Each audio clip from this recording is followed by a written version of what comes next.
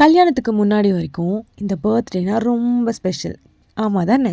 கல்யாணத்துக்கு முன்னாடி வரைக்கும் நான் என்னுடைய லைஃப்பில் பயங்கரமாக என்ஜாய் பண்ணுற டேனா அது என்னோடய பர்த்டே தான். பார்க்குறவங்கலாம் காசு கொடுப்பாங்க. நம்ம அவங்களுக்குலாம் சாக்லேட் கொடுக்கணும், புது ட்ரெஸ் போட்டுக்கலாம், வெளியே போகலாம், நம்ம கேட்குறதெல்லாம் வாங்கி கொடுப்பாங்க. அப்படிங்கிற மாதிரி பயங்கர ஹாப்பியாக போகும். பட் கல்யாணம்னு ஒன்றே ஒன்று தாங்க ஆச்சு. பயங்கரமான சேஞ்ச்.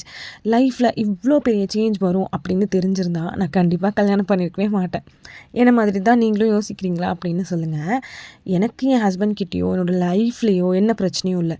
பட் நமக்கான கமிட்மெண்ட்ஸும் நமக்கான பேர்டன்ஸும் ரொம்ப ஜாஸ்தி ஆகிடுச்சோ, நம்ம எவ்வளோ பொறுப்பாக மாறிட்டோமோ, ஒவ்வொரு ரூபாயும் எண்ணி எண்ணி செலவு பண்ணுற நிலைமைக்கு வந்துட்டோமோ அப்படின்னு தோணிகிட்டே இருக்குது. நம்ம கையில் எல்லாமே இருக்குது, பட் நம்ம தான் சம்பாதிக்கிறோம்.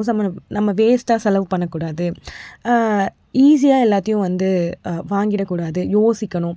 அப்படிங்கிற மாதிரி பயங்கரமாக லைஃப் ஒரு டேர்ன் ஆகிருக்கு. இந்த பர்த்டேஸ் மாதிரி தானே ஆனிவர்சரியும் வருஷத்துக்கு ஒரு வாட்டி வரும். அன்றைக்கி நம்மளாம் ஸ்பெஷலாக ஃபீல் பண்ணணும்னு நினைப்போம்.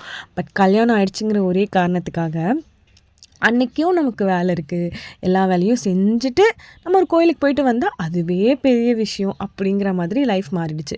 கல்யாணத்துக்கு முன்னாடி இருக்க பர்த்டே உங்களுக்கு ரொம்ப பிடிக்குமா, இல்லை கல்யாணத்துக்கு அப்புறமா வர இந்த ஆனிவர்சரி ரொம்ப பிடிக்குமா அப்படிங்கிறத கண்டிப்பாக என்கிட்ட சொல்லுங்கள்.